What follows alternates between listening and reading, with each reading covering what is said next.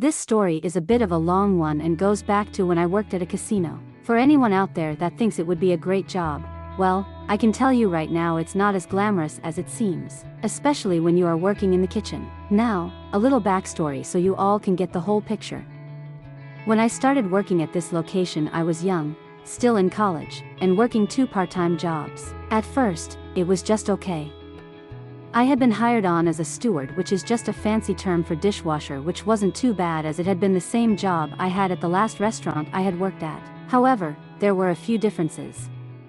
I won't go into too much detail and name all of them, just the ones that are important to this story. The first one, and the one I liked the best, was that since there were so many restaurants and the stewards were all in one department, we were shuffled around every day. One day you would be working in the steakhouse, the next the buffet, then the Italian, the sandwich shop in the bingo hall, and so on. This meant that you were always working with other people, interacting with them, and giving a change of scenery. I was told I was odd for liking this, but my counter was that if you did end up working with someone you didn't get along with, then it would only be a while till you worked with them again. The second was that this place hated unions.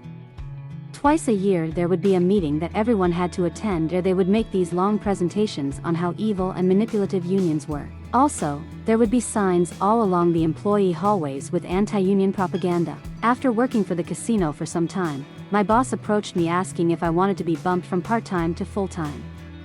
I said yes, as the benefits were really good. Not only did I get medical and dental insurance, but I would also be getting access to their lawyers as well as a few other things. I guess it was a good thing that I did, because a few months later there were some major shakeups.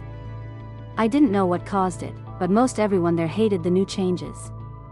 For one thing, the sick note policy was cancelled, meaning, if you were sick it wouldn't matter if you had a note from your doctor saying that you couldn't work. If you didn't show up, they docked you a point. This resulted in cooks and stewards coming in, vomiting on the floor and in the trash cans because they couldn't afford to lose a point, as it would count against them when it came time for raises. Another thing they changed was that they were cutting the number of full-time employees. I was safe, along with everyone else who had that status, but if any of us left, that slot would not be filled. There would only be 2 full-time employees per department. Speaking of departments, that leads me to the next big change. Technically, the stewarding department would be disbanded. This meant that, while our supervisors would still be there, it would be the chefs and managers of the restaurants that would be in charge of us. This also meant that we would no longer be moving around. I was sent to the steakhouse and, thankfully, I had 2 great female coworkers. In fact, we were so good that we were called AAA, as all of our names began with the letter A. As we worked there, I began to plan moving up within the casino. I knew it would be difficult, but I had a dream of buying my family's cabin from my parents and living up in the country while I finished college. Sadly, on my first attempt to becoming a supervisor failed, and I ended up training the person who did get the job. I didn't complain, I just took it as a sign that I needed to up my game. Now, here our story really begins. See, our head chef was being transferred to the Italian restaurant and the assistant chef was taking his place, meaning we were going to hire a new guy to take his place. Let's call the new guy Kevin. When Kevin first came in, he seemed okay. Not great or awful. He was just there, and we had no real reason to talk most days as we were usually pretty busy. Then, maybe a month after Kevin started working there, I had my first real interaction with him, and it, well, was something. It was at night with the dinner rush just starting to pick up, and I told my coworkers that I was going to fill up my water bottle before it happened. They said okay, and that they would begin doing the same once I got back. But before I could leave the steakhouse to go to the break room, Kevin called out to me, "Kevin, OP. Where are you going?" Me, "Just getting a drink before we get busy."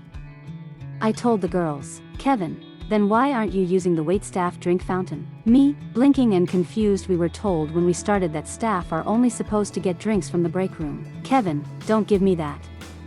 I see the waitstaff getting drinks there all the time. You are just going there to waste time.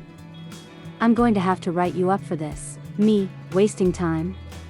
The break room is just down the hall. In the time we've spent having this conversation, I could have gone down there, filled my bottle with ice, gotten my drink, and gotten back here. Kevin then opened his mouth, but before he could say anything, the head chef caught sight of us standing there and came over to see what was going on. Before I could open my mouth, Kevin spoke up, explaining the whole thing with a superior look on his face. That, however, faded when the chef spoke. "Chef, Kevin, OP is right. Employees are only supposed to use the drink fountains in the break room. Sigh, I'm going to have to talk to the waitress supervisor about this. OP, go get your drink. I need to talk to Kevin in private. So I did. After that, I was pretty much confused by what just happened. At first, I was willing to give Kevin the benefit of the doubt, believing that he honestly didn't know about that rule. That maybe chefs and supervisors were allowed to use the waitstaff station, assuming that it applied to everyone. However, when I brought this up to my coworkers, they said similar things happened with them. That he had pulled them over for a minor infraction of the rules, and when they just said they were sorry, he let them off with a warning. So they suggested that he was just marking his territory and would have gone easier on me if I hadn't questioned his authority. It was after that, however, that I began to notice things. Firstly, the waitstaff was no longer talking with Kevin as they were pissed off at him for getting the crackdowns at their station. It was during this time that I began to realize just how often he hung out with them. He was also always calling over my coworkers, asking them to help him with a job like peeling potatoes for hours, leaving me alone. What's more, whenever I stopped to speak with one of my supervisors, who happened to be a young woman, he would yell at me to get back to work.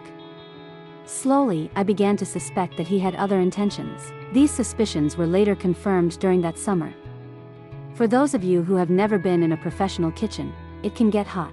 And in the summer, it can get really hot and the odors can sometimes overpower you. On this day, I was working at one of our massive sinks, scrapping off the remains of perch and giving the pans a deep clean when Kevin called me to the office. Now this was odd, as I had only ever been called to the office to get my 10-cent raises while getting a performance evaluation, and neither of those were to happen until January. Curious, I followed him to the small room where he gestured me to enter first.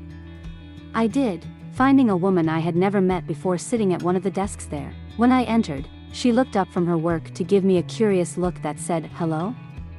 Can I help you?" You know the look. Then Kevin spoke as he shut the door, walking in backwards as he did. "Kevin, you stink." "Woman, excuse me?" At this, Kevin jumped before turning around. The woman was looking at him with rage while Kevin looked lost. It didn't take me long to realize that he didn't know she was in there. "Kevin, sorry, I misspoke. I meant he smelled bad. We're getting complaints about his BO." Now, like I said, the room was small. So small that I felt cramped being in there with two other people. With the way we were positioned, I was pretty close to the woman, who was growing more annoyed. "Woman, I don't smell anything." "Sir, would you mind if I get a little closer?" I said it wouldn't be a problem and allowed her to get close enough to sniff me. She did it maybe 2 or 3 times before pulling away. "Woman, I don't smell anything." That's when I spoke up. "Okay, look, if someone said I smell, then I'm sorry. But I'm working over greasy sinks full of chemicals to clean off pans with fried perch on them in a room that feels like 100 degrees.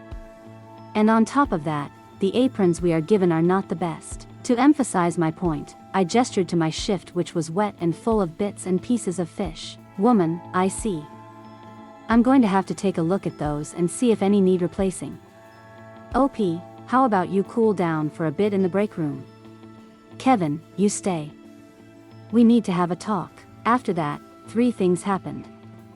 The first was that the stewards got new aprons, which made all of us happy as they hadn't been replaced in years. Second, from then on, if Kevin wanted to talk to me about an issue, another staff member had to be there as a witness. And if there wasn't one, I was to find that woman, who I learned was the steakhouse manager. Third, all bets were off between me and Kevin. While he couldn't pull me to the side like that, he did start yelling at me whenever he could in public. If he caught me standing around, like when I was waiting for the dishwasher to fill up, he would yell at me to get back to work from across the room before going back to talk to one of the girls. He would just berate me for any little thing he could, just to make me miserable. Soon, I came to realize that he saw me as an obstacle between himself and all the female staff members, as I was on good terms with all of them. I even wondered if he thought I was like a harem protagonist based on how many I worked with. For over the next year, I tried everything in my power to stop him while still trying to get that supervisor position. I went to HR, writing up complaints only for them to ask, "What do you want us to do about this?" And when I went to my head supervisor, he just said that I needed thicker skin. It seemed like every day it just got worse. On top of that, my identity was stolen twice.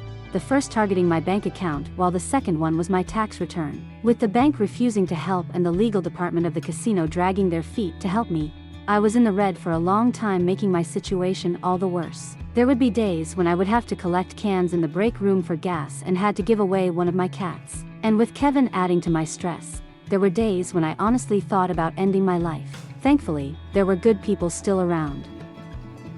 A bunch of my coworkers neighed together to give me small packs of food, and some of the line cooks helped sneak out some meats that they were about to throw away. Then came the big night. It had been a concert night on one of the coldest nights of the year. So cold that several keys had snapped in the door locks because they had frozen shut. I had managed to get to my car and turn it on, leaving it running for a couple of minutes as I headed back to the locker room in order to enjoy my only comfort left, a book. The plan was to just read a couple of pages and then I would be out of there. But before I could get past my first paragraph, the doors to the locker room opened and there strode in Kevin. He looked around for a moment before his eyes fell on me and a wicked smile appeared on his face. "Kevin, who told you you could punch out OP?" "Not me, that's for sure. I just got a complaint from the night crew saying that your dishwasher is a mess. Clearly you didn't clean it at all. Now you go back there and clean it right now, and I'd better not see you punching in or else you'll be fired." With that he strode out of the room, laughing. For a moment, I just sat there in utter confusion wondering if he could do that. I felt scared because, if I lost my job then I wouldn't know what to do. I was behind on my student loans, I had to drop out of college by this point due to various reasons, behind on paying my parents' rent, and could barely afford to keep the one cat I kept who had been abandoned. For the first time in years, I felt so overwhelmed with fear that I felt like I could begin crying at any moment. Then, the moment passed and I was furious. This guy had been doing this to me for too long. It didn't matter if he could or couldn't, I was done with this. I had to get out of there. As I stood up, I found myself making a plan fueled on by my rage. I had kept the fact that my identity had been stolen from my parents, partly out of shame and partly out of pride as I wanted to get myself out of this mess. Well, no more. I was going to tell them about it and ask if I could move back in with them. I would even ask for help looking for a new job down there. Sure, it would mean losing my dream home in the country, but at this point being stable was more important. But before I could do anything, another thought crossed my mind, making me smile. He wanted me to wash the dishwasher right now without punching back in? Okay, I'll do just that. So I left the locker room, barely hearing the security guard stationed nearby as he called out to me. No, I ignored him and everyone else as I mentally prepared myself to do this. When I got to the kitchen, there were piles of dishes, pots, pans, and a slew of other items that needed to be cleaned in quantities that are only ever seen on concert nights. But I ignored that as well as the 3 stewards who were working hard, shutting down the machine and emptying it. "Night steward, what are you doing?" "Okay, sorry, but Kevin told me that you told him that no one had cleaned the dishwasher and that it was a mess. So much so that I had to come back and clean it without punching in or else I would be fired." The color on everyone's faces drained. When the first person managed to compose himself, he told me that none of them had seen Kevin and that the machine was perfectly cleaned when they arrived. Now, hearing this did make me feel bad as what I was doing would put them behind. But, Kevin told me to do this so I was following it to the letter, while also making sure everyone there knew who sent me. Seeing that I wasn't going to stop, not that it mattered at this point as the machine had been drained, one of them went to get the night supervisor. While he was gone the other 2 began to argue with each other over whether or not Kevin could order us to stay past our shifts and fire us if we refused. It didn't help that the casino had this nasty habit of offering employees a room to stay in when the roads were snowed over only to then make them work all night as they were on call. When the night supervisor came, she asked me what was going on. I repeated my story while cleaning the machine. She said that Kevin had not spoken to her and was gone before stating that he doesn't have the power to fire me. I just told her that I really couldn't take the chance. Then I asked her how to put in my 2-week notice. That confused her even more, asking why I was doing this if I was just planning on leaving anyways. I told her that I would need time to make arrangements for my future and that getting one last paycheck was important. So, I wrote up my 2-week notice, even mentioning why I was leaving, before hitting the road. When I got home, it was 3 a.m. and with all the rage now out of my system I just crashed onto my bed with my uniform still on. The next morning, I was awoken to the sound of my phone ringing. It was the casino. The head stewarding supervisor was asking if I could come in and talk about last night. At first, I told him no, that I couldn't come in early just to come back home. However, he said it was important. Curious, I told him I would be there in an hour or two.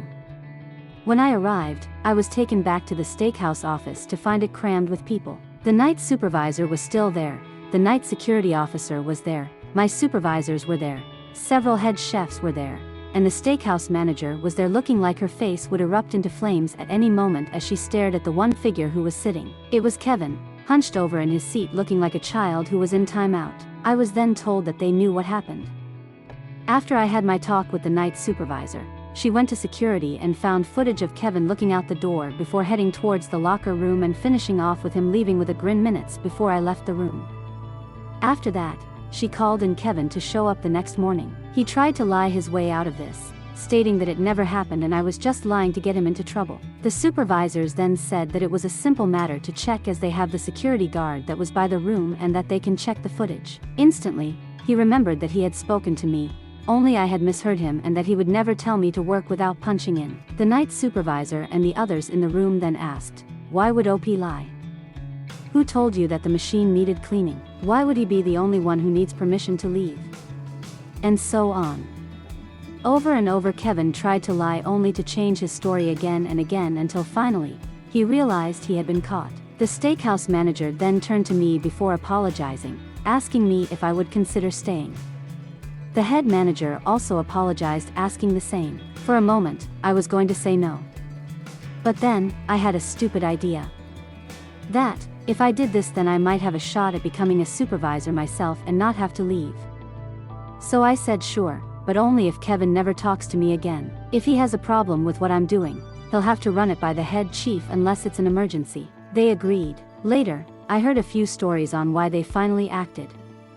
The first, and least likely in my opinion, was that this incident finally caused someone higher in the food chain to notice all the written complaints I had on Kevin and was demanding answers. The second was that they didn't want to lose me just yet. Remember how I said that we used to move around from area to area? Well, turns out, there were now only 2 employees who knew how to work in every restaurant, meaning I could go into any area and know instantly where everything goes and how that area operates without wasting anyone's time. But the most likely reason was due to the union. News about what had happened the night before had spread throughout the casino faster than I ever could have imagined, and if they didn't take care of this there was a greater chance that the union reps would seize on it. In the end, I stayed in the steakhouse longer than Kevin did as he left 2 years later. But before he did, I offered to throw a pizza party for everyone the day after he left. Update. There are plenty of questions and comments that people had, so I decided to write this up in order to answer as many of them as possible. First, the length. Did anyone read the first sentence of my post? It said right there that it would be a long one, so why complain when I told you in advance that it was long? For others who said that the first part was fluff, I wanted to paint a picture of the area I worked at, the conditions that myself and others were under, as well as some things that would have been important later, like the potential of me being one of the few people who knew how to work in every area helped me. Second, my car. Yes, I did turn off my car. Sorry that I forgot to mention it. Third, legal issues. Some of you have asked why I didn't try to sue the casino, Kevin, or just said that I should. To be honest, I did fantasize about doing just that. However, seeing how the casino is on Native American land, any and all legal issues were brought before a council. And it was well known that any time an employee tried to go before them, the house was more likely to win. Also, given how my financial state was, I didn't believe at the time I could afford a lawyer or what would have happened if we lost. Fourth, why I stayed so long. This was something I had thought about including in my original post but decided against doing so because of the length. The sad reality was that there were not a lot of good paying jobs at that point in time due to a recession going on at the time, so jobs were hard to find. Now I could have tried to transfer to a different department, but remember how I talked about being a full-timer? Well, at the casino, when you transferred to a different department you had to start from the bottom. Meaning whatever raises you had gotten would have vanished. Not only that, but I would have lost my full-time status. So not only would I take a hit to my paycheck, but I would have lost my benefits like health and dental. I admit that I was too scared to go on without them for an unforeseeable amount of time. Fifth, Kevin's punishment. At the time, I was just happy to know that something was being done, even if I couldn't see it. Now there are a few of you who said I should have asked for his job. But the problem is that that's not how it works. An assistant chef is not a position that just anyone can take, as it takes years to learn and work up to. I did not have the skills or the training to even become a line cook at the time. Sixth, the ending. Once again, sorry, as I know that it does feel unsatisfying. I know many of you were expecting something more grand. However, this is something I have learned in life, that you will rarely ever get the grand finale. Instead, I have learned to accept my victories when I get them and move forward. Sadly, I never did get to keep the cabin.